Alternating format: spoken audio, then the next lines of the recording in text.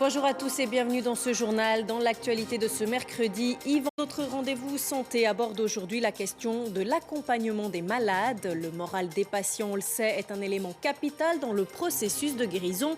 Comment les écouter, les distraire, faire en sorte que leur séjour à l'hôpital soit le moins pénible possible. Jean-Pierre Taux, animateur socio-culturel à la retraite, nous en parle en fin de journal.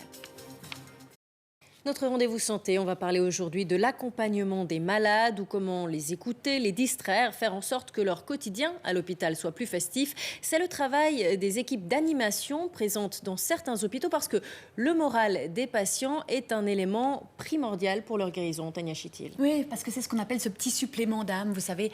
C'est ça qui vous donne la force de vous battre contre la maladie. Et c'est aussi une partie du titre du livre que vous avez écrit, Jean-Pierre Taux. Bonjour. Bonjour.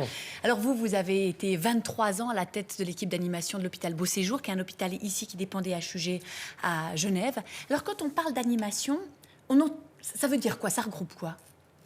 Alors justement, on parle de ce petit supplément d'âme.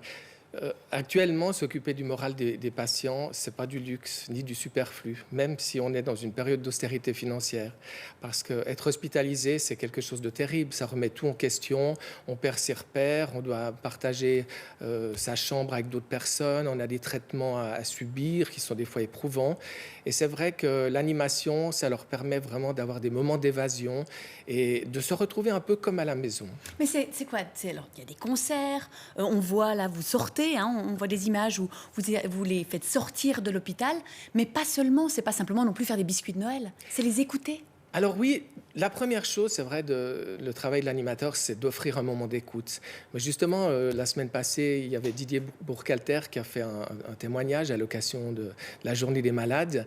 Il a dit qu'il fallait s'occuper qu'il fallait leur consacrer une écoute et prendre soin des malades. Mais moi, j'allais dire, mais pas seulement à la journée des malades. Nous, à l'atelier d'animation, on était à l'écoute tout au long de l'année.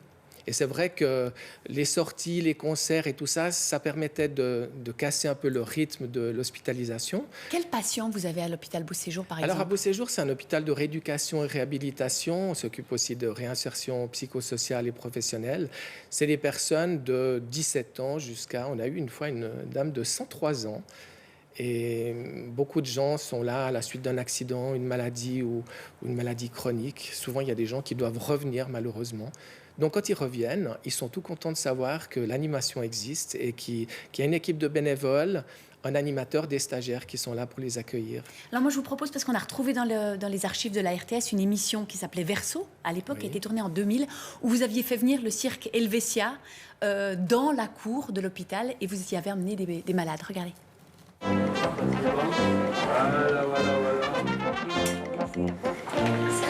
Il va trop les bœufs, c'est bien. On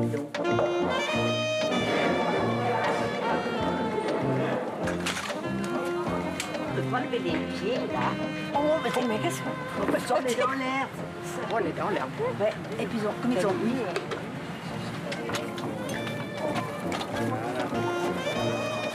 Vu qu'on est considérés comme des marchands de bonheur, autant distribuer sans parti pris. Alors pourquoi toujours à des gens en bonne santé?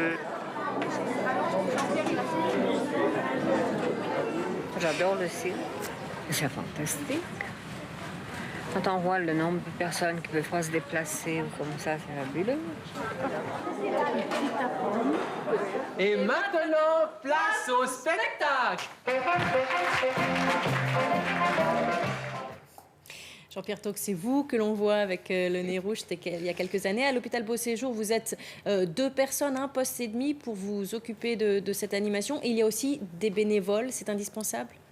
Oui, alors les bénévoles sont vraiment là pour nous aider parce que vous avez vu qu'on doit déplacer des patients en fauteuil ou en lit et à un poste et demi. Enfin, je tiens à préciser que moi, je n'y suis plus parce que je suis retraité depuis fin juillet l'année passée. Donc, il reste actuellement plus qu'un collègue à 50%. Et heureusement, des bénévoles qui sont là pour le soutenir, pour l'aider. Alors justement, les HUG ont décidé de ne pas repouvoir votre poste. Donc, il n'y a plus qu'une demi-personne, on va dire une personne entière, mais qui bosse à 50%. Et ça vous énerve? Oui, parce que là, c'est un petit peu sous-estimer le travail de l'animation. C'est vrai que on peut le voir dans mon livre, on a souvent considéré que les animateurs, c'était des rigolos qui étaient là pour s'amuser avec des patients, alors que tous les autres, les infirmières et les médecins doivent travailler. Et c'est vrai que je suis vraiment convaincu que leur offrir ce supplément d'âme, justement, c'est tellement important pour leur morale. Il y a des patients qui m'ont dit que c'était plus de 60% de la guérison. On a été recueillir la réaction du professeur Armin Schneider au HUG, la réaction, justement, savoir pourquoi ils avaient supprimé votre poste. On ne peut pas dire que, de façon générale, que les gens n'ont plus envie, mais c'est un petit groupe de patients qui peut y aller. C'est avant tout des personnes plutôt de l'âge avancé qui participent à ça. Il faut aussi voir en comparaison avec la situation d'il y a 20 ans, 30 ans. Les jeunes patients maintenant ne vont pas à l'animation quand ils ont un moment vide à l'hôpital. Ils vont plutôt surfer sur Internet. Mais il reste quelques patients qui ont envie, qui ont besoin de ça. Et pour ces patients, l'hôpital a maintenu l'animation, mais à une dimension qui correspond au nombre de patients qui veulent y aller. Donc, redimensionner parce qu'il y a moins de monde. Vous êtes d'accord que les jeunes, des fois, ils savent aussi s'occuper différemment avec Internet, ce qui n'existait pas il y a 10-20 ans, quand même. Oui, mais là, j'aimerais réagir parce qu'on entend le point de vue d'un professionnel qui est complètement impliqué dans un processus de recherche d'économie à l'hôpital. Donc forcément, il n'est pas objectif. C'est plutôt les patients. C'est dommage que vous n'avez pas pu interviewer des patients parce que dans mon livre, la plupart expliquent ce qu'ils ont ressenti et ce que l'animation durant leur hospitalisation leur a apporté. Alors c'est vrai qu'il y a des gens qui ont des tablettes ou d'autres appareils dans leur chambre, mais ça c'est une minorité parce qu'une tablette ça remplacera pas le contact en direct. Je vous remercie beaucoup, Jean-Pierre Tox. Je rappelle votre livre, Atelier d'animation, comment offrir un supplément d'âme aux patients séjournant à l'hôpital. Et si on le veut, on peut téléphoner au 079 428 24 81. Merci beaucoup. Merci. Merci Tania. Et avant de terminer ce journal, bon après-midi à tous, à demain.